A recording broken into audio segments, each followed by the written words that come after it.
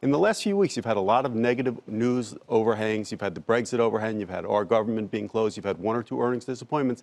Yet the stock market has started to rebound. And that's really the key. Why? Well, you were unduly depressed in the fourth quarter, worst fourth quarter in a decade, worst December in 90 years. We think stocks are now at pretty reasonable valuations, about 14.5 times earnings, so they really can start to move higher, even with some of these negative overhangs. And if we get any positive news, we think stocks go up a batch from here.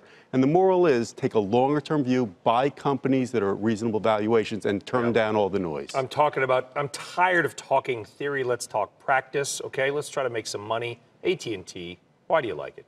You're getting a 6.5 or 7% yield under 10 times earnings. They're doing pretty well in terms of their outlook. We think that their cash flow is going to be good. Their balance sheet is much better than people give them credit for, and you're getting it at a great price. So this is one where you can put away. It's much better than putting money into bonds, and we think you have about 15 or 20% appreciation potential, plus that very high yield. In the last 6 months, Occidental Petroleum, Oxy, down 20%. I mean, oil has just collapsed.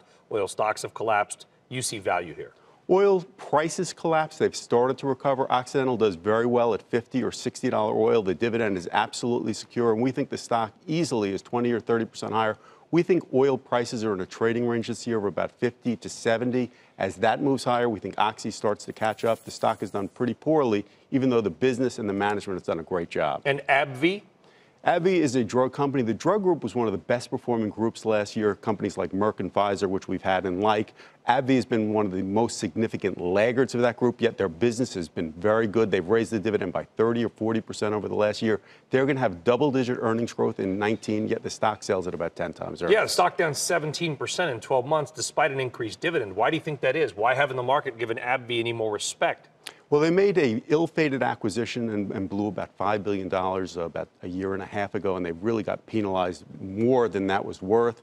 In addition, people have questions about their primary drug, Humira. We think that their pipeline is pretty good, and you're getting it at a great price.